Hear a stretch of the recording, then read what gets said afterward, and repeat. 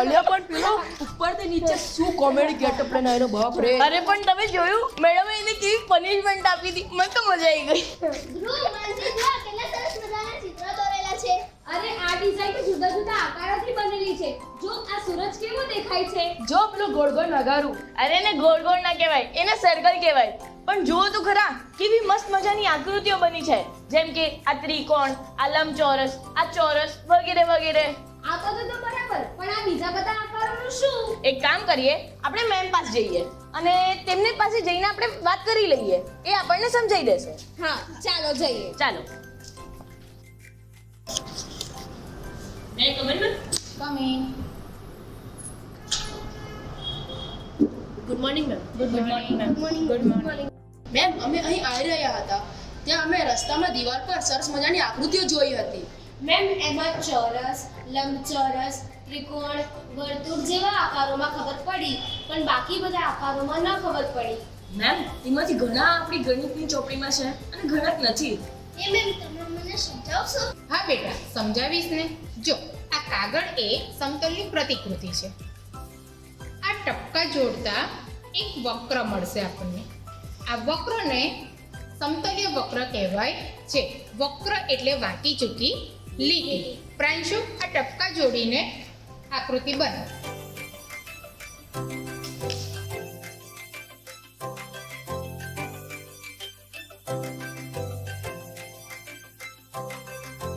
અરે આ તો ત્રિકોણ બન્યો મેડમ. જો આ ત્રિકોણ એક બંધ આકૃતિ છે. એને હાથ ઉઠાવ્યા વગર આપણે દોરી શકીએ છીએ. એનું પ્રારંભિક બિંદુ અને અંતિમ બિંદુ એક જ છે. એક પણ રેખાખંડ એકબીજાને છેદતા નથી. આવી આકૃતિને બહુકોણ કહેવાય છે. બરાબર સમજ પડી? હે બેન, દિવાલ પર દોરેલી જુદી જુદી આકૃતિ તે બધી બહુકોણ છે એમ ને? ના, એમાંની બધી આકૃતિ બહુકોણ નથી. જો સમજાવું, આમાં આ રેખાખંડ એકબીજાને છેદે છે, તેથી તે બહુકોણ થશે નહીં. બરાબર?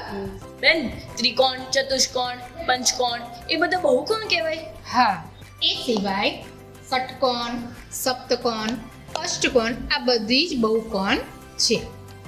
હવે બાળકો આપણે બધા જ આકારો બનાવીશું. હું લંબચોરસ બનાવીશ. હું ચોરસ બનાવીશ. હું બધા પ્રકારના બહુકોણ બનાવીશ.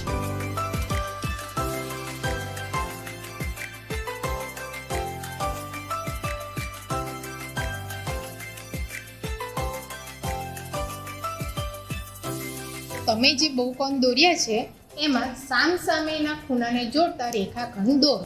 ક્રમિક ન હોય તેવા શિરોબિંદુઓને જોડતા જે રેખાખંડ મળે છે તેને વિકર્ણ કહે છે.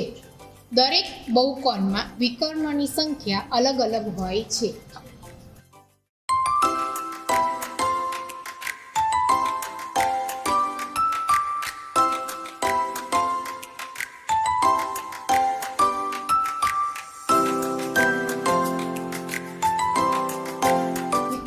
સંખ્યા શોધવાનું સૂત્ર n કૌંસમાં n ઓછા 1 કૌંસ પૂરો છેદમાં 2 ઓછા n છે.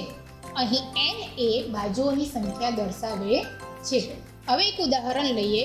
n બરાબર 8, તો આને સૂત્રમાં મૂકીએ તો 8 કૌંસમાં 8 ઓછા 1 કૌંસ પૂરો છેદમાં 2 ઓછા 8. અહીં 2 અને 8, 2 ચોક 8 એ રીતે ત્યાં આગળ કટ થશે.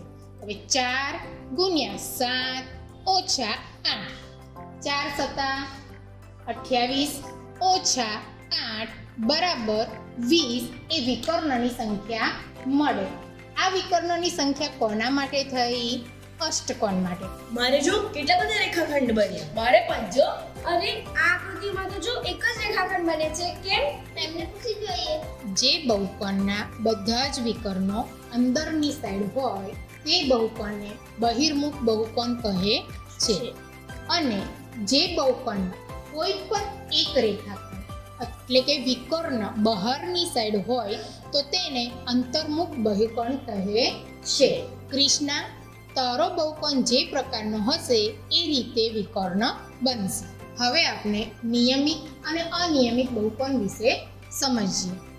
જે બહુકોણમાં અંદરના બધા જ ખૂણાના માપ સરખા હોય તેમજ બધી જ બાજુઓના માપ સરખા હોય તેવા બહુકોણને નિયમિત બહુકોણ કહે છે. અને જે બહુકોણમાં અંદરના બધા જ ખૂણાના માપ તેમજ બધી જ બાજુઓના માપ સરખા ન હોય તેવા બહુકોણને અનિયમિત બહુકોણ કહે છે. ખૂણા અને બાજુના માપ સરખા હોય તેને નિયમિત બહુકોણ કહેવાય. અને ખૂણા અને બાજુના માપ સરખા ના હોય તેને અનિયમિત બહુકોણ કહેવાય. તો બાળકો સમજાઈ ગયું? હા, સમજાઈ ગયું. Thank you so much.